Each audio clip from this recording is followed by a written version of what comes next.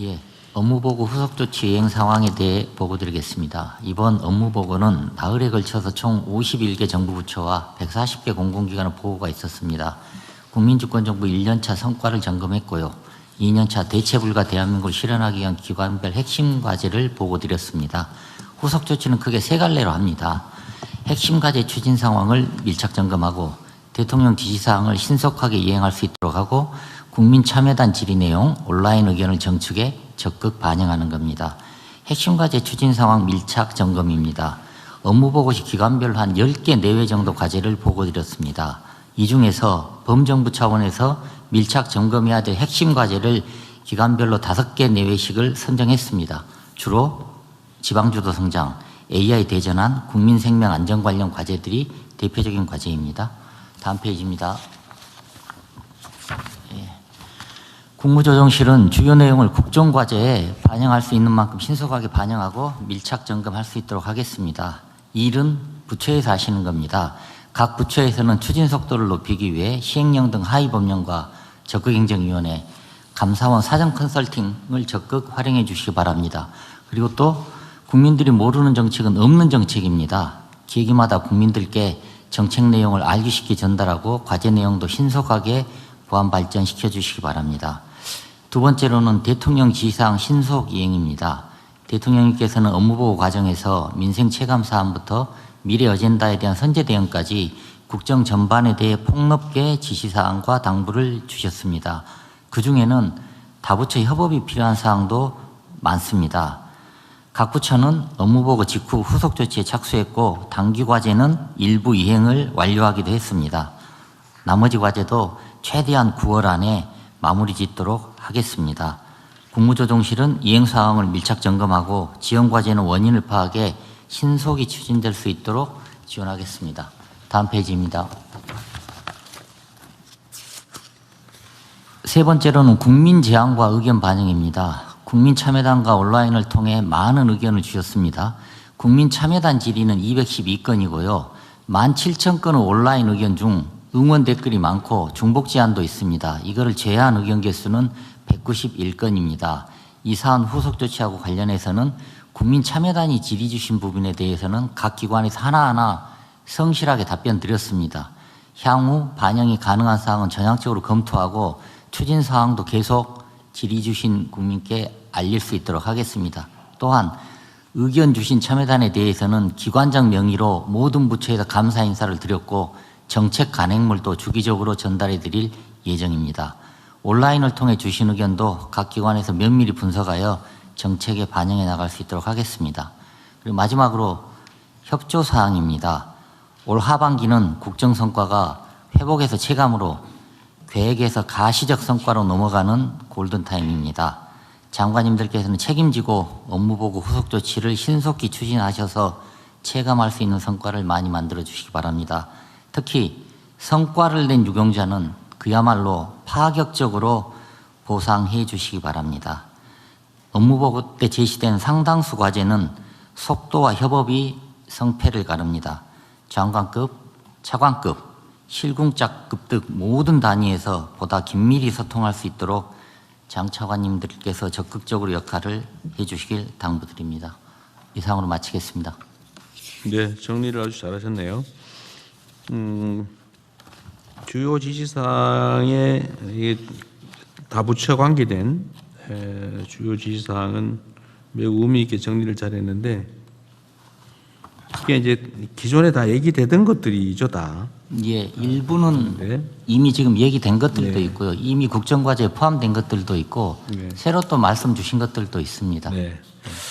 하여튼 이 중에 그 주요 지시사항 내용 중에 한 번 더 강조를 하면 이 배달앱 얘기 있잖아요. 배달앱 수수료 너무 비싸다.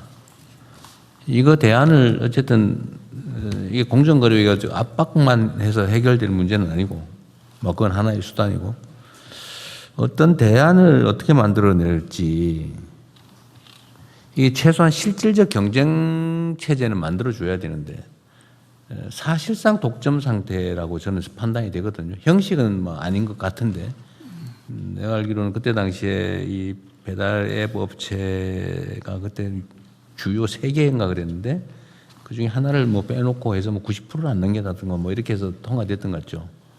20년에 그 기업 결합이 있었습니다. 원래 이제 그 딜리버리 히어로라고 독일계 회사가 요기요를 설립을 해서 이제 그 국내 이제 요기요하고 그 배달의 민족하고 이제 그 배달통이라는 회사하고 우리가 한 3사가 이제 그 실질적으로 다 매입했는데 근데 다 이제 딜리버리 히어로가 이제 곧 이제 그 배달통을 흡수를 하고 그다음에 이제 배민까지 흡수하는 그 기업 결합이 있었는데요. 그 한 개는 남겨놨죠 그때. 예, 그때 이제 그러면 이제 전체가 이제 독점이 되는 건데 그때 공정거래위원회 기업심사 결과는 그 오히려 이제 그러면 그 배달의 민족을 그 이제 그 취득을 하려면 요기요를 매각을 해라 이렇게 그 시험 요청을 했어요. 하여튼 그래서 하나를 떼놓았는데 그게 실제로 독립된 경쟁 업체인지는 좀 의문이 들거든요.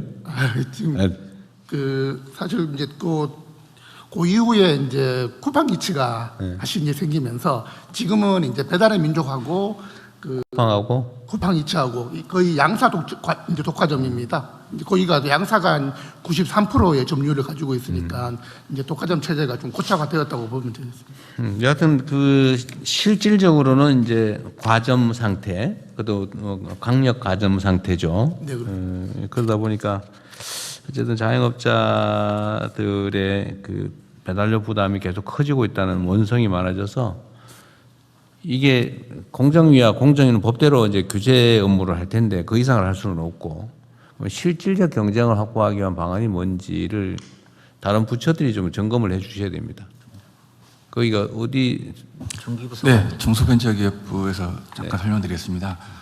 대통령님 말씀 주신 것처럼 배달 플랫폼들이 속성상 독과점적 성격을 가지고 있기 때문에 저희는 내년도 예산에 공공성을 가진 배달앱들에 대한 지원을 통해서 이 공공배달앱들이 시장 점유율을 한 15에서 20%까지 높여갈 수 있도록 저희들이 지원 사업을 계획을 했습니다. 그래서 지금 전국 지자체들이 한 12개 되는 그 공공배달앱들을 운영을 하고 있는데요. 그 중에서 상위 업체들 한 3개 정도에 대해서 저희가 좀 파격적인 마케팅 지원 등을 할 수 있도록 예산 지원을 할 계획입니다.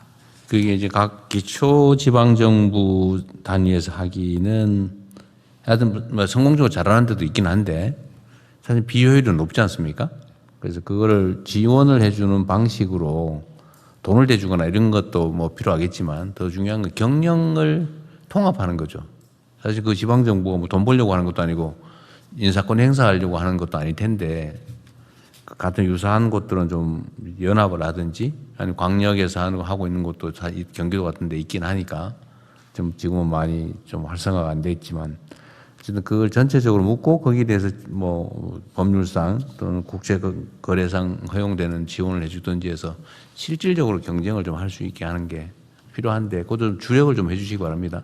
네, 저희가 그렇게 그 우수한 성과를 내는 공공배달앱들 위주로 지원을 해서 장기적으로는 조금 통합해 나가는 그런 생각을 하고 있습니다.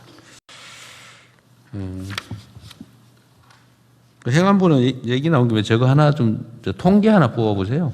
네. 그 실제로 지금 공직자들의 길을 좀 살려드려야 되는데 뭐 페널티도 강력하게 하겠죠. 우리가 지금 각 부처청의 감사 기능을 강화하라고 지시해놨지 않습니까? 네. 하고들 계실 텐데 그것만 가지고 움직일 수는 없고 그 포상을 좀 제대로 좀 하자고 좀 계속 강조하고 있는데 실제로 예를 들어 작년 동기 대비 예를 들어 포상이나 이런 게 얼마나 되는지 이런 거 한번 뽑아보시면 네네. 그 기관별로 다 뽑아서 보고 좀 드리겠습니다. 전체를 한번 해보면 얼마나 늘어났는지 좀 늘리도록 권장을 해야 되니까요. 네.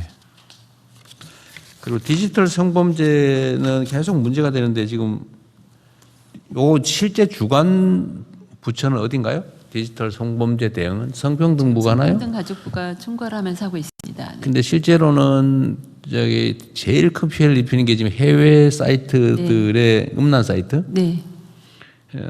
성착취물을 공급을 하는데 이거를 차단을 하거나 제재를 하면 또 새로 만들어가지고 올리고, 네. 그다음 또 올리고, 네. 진짜 근본적인 사이트 자체는 살아남아 있어가지고 네. 우리가 막아봐야 다 우회 통로 뚫고 뚫고 하니까 네.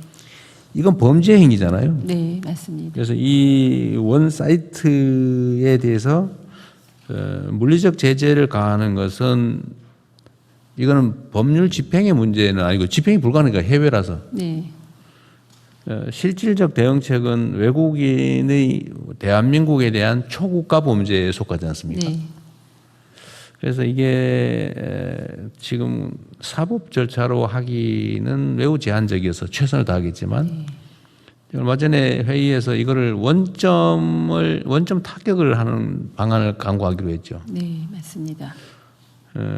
그러려면 이제 국정원 역할이 매우 중요하긴 할 텐데 네. 그 기관 간 협의는 충분히 다 된 건가요? 네, 기관 간 협의하고 있습니다. 네. 근데 그거는 다른 부처들은 어떻게 손을 댈 수 없는 상태예요?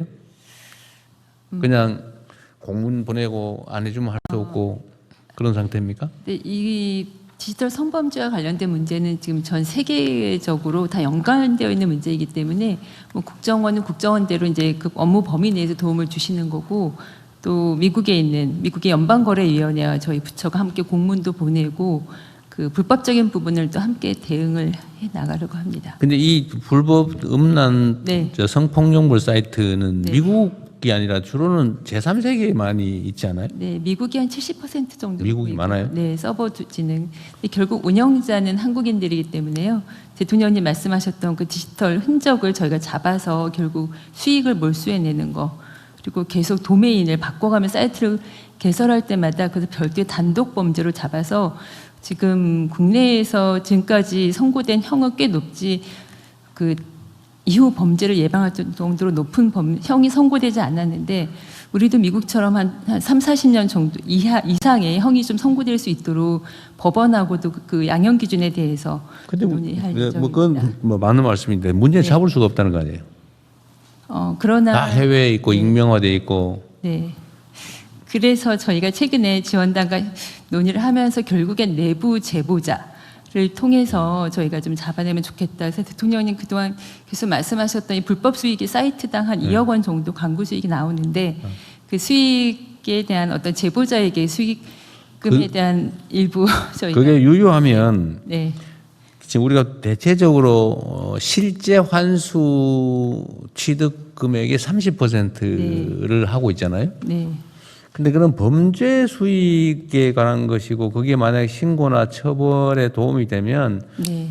그 이런 범죄 수익 환수에 대해서는 더 대폭 올리는 것도 검토를 한번 해볼 필요가 있겠네요. 네, 맞습니다. 그럼 그것도 별도로 한번 기한 한번 해보세요. 그러니까 다른 부처들도 마찬가지인데, 그러니까 뭐 예를 들면 뭐 국내에서 영업을 하다가 무슨 담합을 해가지고 이런 거는 너무 많이 하면 좀 가혹한 측면이 있는데 수익을 목적으로 네. 정말 치명적 범죄 행위를 한 경우에는 네.